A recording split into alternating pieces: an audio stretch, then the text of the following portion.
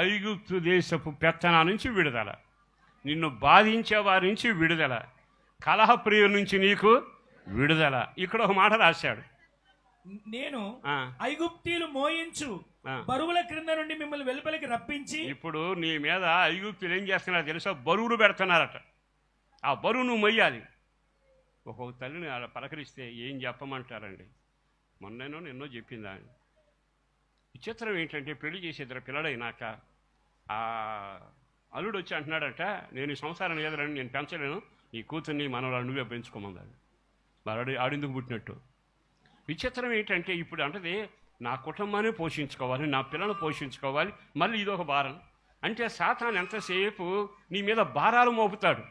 భారం అంటే విశ్రాంతి లేకుండా చేయటం, భారం అంటే కన్నీళ్లతో రోధించడం, భారం అంటే ఆనందించకుండా చేయటం. ఈ రోజున కుటుంబాల మధ్యలో జరుగుతున్న తీరు ఇదే కదా. ఐగుప్తు దేశ వ్యవస్థలు ఎక్కడ ఉన్నా భారం నీ మీద పెడతాడు. ఇశ్రాయేలు ఎక్కడా వాడిని బరువు వాడే బరువు మొయ్యాలి. ప్రార్థన చేసుకునేవాడు ఎక్కడ వాడి మీదే బరువు మోపాలి. నమ్మకంగా ఉండేవాడు ఎక్కడ వాడి మీదే బరువులు మోపాలి. ఎందుకో ఈరోజు ఒక అద్భుతమైన సందేశం ద్వారా ప్రభు మాట్లాడుతుండగా అక్కడ రాయబడిన మాట ఏమిటంటే, ఐగుప్తీయులు మీ మీద మోపుతున్న బరువుల నుంచి మిమ్ములను విడిపించబోతున్నాను. గట్టిగా చప్పలు కొడతారా? గట్టిగా గట్టిగా గట్టిగా ఒక్క మాట చెబుతాను, ఈ 15వ తారీఖున మీకు విడుదల జరిగితే మీ భారం తీరిపోవునగాక, మీ బరువులు ఆగిపోవునగాక. అమ్మయ్య అని సాక్షిగా బ్రతకబోతున్నారు.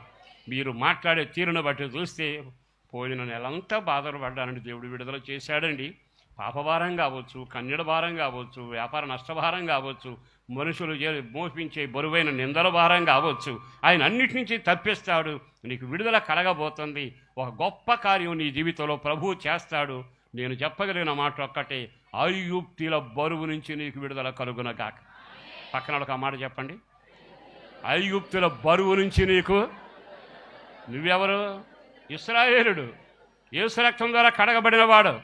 ఒక విడుదల కలగాలి. నీ మీద వాడు ఎందుకు బరువులు పెడుతున్నాడు? నువ్వు దేవుని పెట్టవు కదా, వాడు సొత్తువు కాదుగా. అయినా వాడికి ఎంత లోకుగా తెలుసా? బరువులు వీడి మీద పెట్టాలి. కానీ దేవుడు చూచాడట, నా ప్రజలను నేను విడిపించాలి, వాడి బరువులు నా వాళ్ళు మోయకూడదు.